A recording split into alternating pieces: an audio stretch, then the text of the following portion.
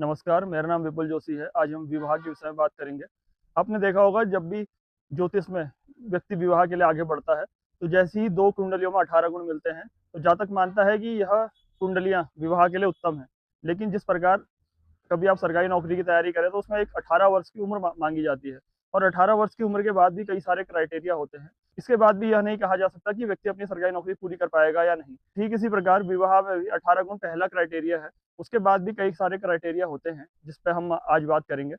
मुझे लगता है विवाह में कुंडली मिलान के साथ-साथ ग्रह मिलान करना भी बहुत ज़्यादा ज़रूरी है और जितना मैं ज्योतिष को समझ पाया हूँ या जितना मेरा आज तक का अध्ययन रहा है, मुझे लगता है कि विवाह में गुण मिलान के साथ-साथ जैसे जो 18 गुण मिल रहे हैं, उसके साथ-साथ आपको यह भी देखना चाहिए कि दोनों कुंडलियों में चंद्रमा की स्थिति कैसी है, गुरु की स्थिति कैसी है और मंगल की स्थिति कैसी है। उसका कारण यह है क्योंकि चंद्रमा मन का कारक होता है, यानी दोनों लोगों का मन कैसा है।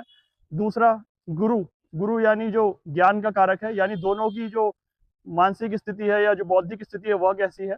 और तीसरा जो इसमें एक प्रमुख ग्रह है मंगल, जैसा आप जानते हैं मंगल स्वास्थ्य का कारक होता है।